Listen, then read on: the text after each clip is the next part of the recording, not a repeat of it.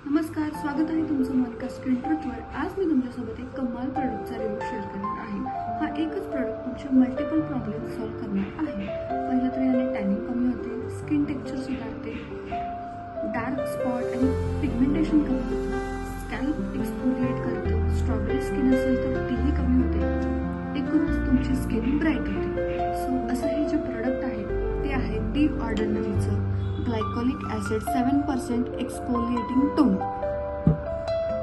या व्हिडिओमध्ये आपण बघणार आहोत की हे प्रोडक्ट नक्की कोणी वापरायचं, कसं वापरायचं, प्रोडक्ट वापरल्याने नेमके काय आपल्याला फायदे होतात आणि याचे काही दुष्परिणाम सुद्धा आहेत का. सो व्हिडिओला सुरुवात करण्याआधी मी हे क्लिअर करते की हा कोणताही स्पॉन्सर्ड व्हिडिओ नाही आहे.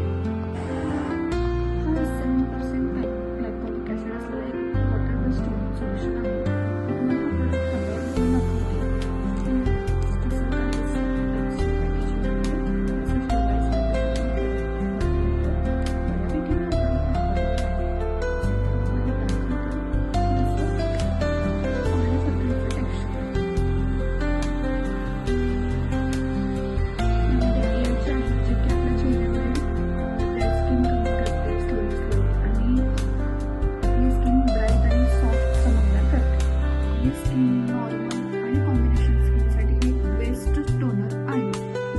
सेन्सिटिव्ह स्किनवाल्यांसाठी देखील हे वर्क करतं, पण तुम्हाला आधी थोडं पॅच टेस्ट करावी लागेल आणि त्याची फ्रिक्वेन्सी थोडी कमी ठेवावी लागेल सुरुवातीला.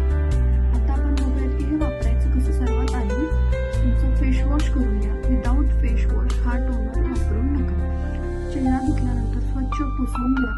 कोरड्या स्किनवरती तुम्ही हे टोनर डायरेक्टली हातावर घेऊन डायरेक्टली स्किनवरती असं लावून द्या. तुम्ही एक कॉटन पॅडवरती सुद्धा घेऊ शकता, पण त्याच्यामध्ये ना प्रोडक्ट खूप वेस्ट जातो. सो तुम्ही असं डायरेक्टली अप्लाय करा. 1 ते 2 मिनिट त्यानंतर हे पूर्ण स्किनमध्ये ॲब्झॉर्ब होतं आणि त्याच्यानंतर तुम्ही याला मॉइश्चरायझरने कव्हर करा आणि झोपून जा. सकाळी उठल्यानंतर नेहमीप्रमाणे फेस वॉश करा, मॉइश्चरायझर लावा आणि सगळ्यात महत्त्वाचं म्हणजे सनस्क्रीन लावायला विसरू नका.